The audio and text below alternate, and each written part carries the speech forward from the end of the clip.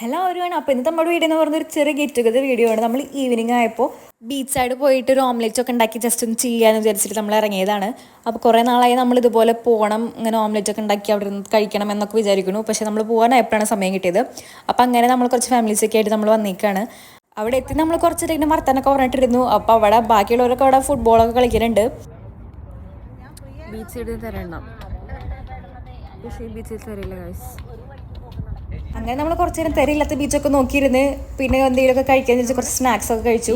തീറ്റാണ് ഇവിടുത്തെ മെയിൻ അല്ലേ. അങ്ങനെ നമ്മൾ കൊണ്ടുവന്ന സ്നാക്സും ചായയൊക്കെ കുടിച്ച് നമ്മൾ വീണ്ടും ഇരിപ്പായി വർത്താനായി. അപ്പോൾ അവരുടെ ഫുട്ബോൾ കളി നല്ല തകൃതയായിട്ട് നടക്കുന്നുണ്ട്. അപ്പോൾ നമ്മൾ കുറച്ച് നേരം നടക്കാമെന്ന് വിചാരിച്ച് വാക്ക് വേയിൽ കുറച്ച് നേരം അങ്ങോട്ടും ഇങ്ങോട്ടൊക്കെ നടന്നു. അപ്പോഴേക്കും അവിടെ ഓംലെറ്റിൻ്റെ പ്രിപ്പറേഷൻസ് ഒക്കെ തുടങ്ങിയിട്ടുണ്ട്. അപ്പോൾ നമ്മൾ ഈ സവാള പച്ചമുളകൊക്കെ അരിഞ്ഞിട്ടാണ് കൊണ്ടുവന്നിരിക്കുന്നത്. അപ്പോൾ ഉണ്ടാക്കാൻ കുറച്ചും കൂടി ഈസി ആയിരിക്കുമല്ലോ എന്ന് വിചാരിച്ചിട്ട് അപ്പോൾ അച്ഛനവിടെ ഓംലെറ്റിൻ്റെ പരിപാടികളൊക്കെ സ്റ്റാർട്ട് ചെയ്തിട്ടുണ്ട്. ഒരു കുഞ്ഞ് സ്റ്റവൊക്കെ കൊണ്ടുവന്ന് നമ്മളവിടെ ഓംലെറ്റിൻ്റെ പ്രിപ്പറേഷൻസ് ഒക്കെ തുടങ്ങുകയാണ്. പിന്നെ നമ്മളൊരു കേസ് മുട്ടയൊക്കെ ആയിട്ടാണ് വന്നത്. മൊത്തം കേസ് തീർത്തിട്ടാണ് ഞങ്ങൾ അവിടെ നിന്ന് പോയത് ഗൈസ്. പോയതല്ല, പറഞ്ഞയച്ചതെന്ന് വേണമെങ്കിൽ പറയാം, അത് ഞാൻ പിന്നെ പറയാട്ടാ. അങ്ങനെ പാനിൽ എണ്ണയൊക്കെ ഒഴിച്ച് നമ്മൾ മുട്ട ഒഴിച്ച് സെറ്റാക്കി ഓംലെറ്റ് ഉണ്ടാക്കാൻ പോവാണ്. നല്ല കാറ്റായതുകൊണ്ട് തീ മര്യാദയ്ക്ക് കത്തുന്നുണ്ടായിരുന്നില്ല കേട്ടോ, അതിന് കുറേ ടൈം എടുത്തു. ഇതാണ് എൻ്റെ വീഡിയോയിലെ സ്ഥിരം കമൻറ്റ് ജോലി. ഇനി ഈ വീഡിയോക്ക് എന്താ കമൻറ്റ് ഉണ്ട് നോക്കട്ടെ. അപ്പോഴേക്കും അച്ചോടെ സാഹസികമായി മുട്ടയൊക്കെ മറിച്ചിട്ടിട്ടുണ്ട്.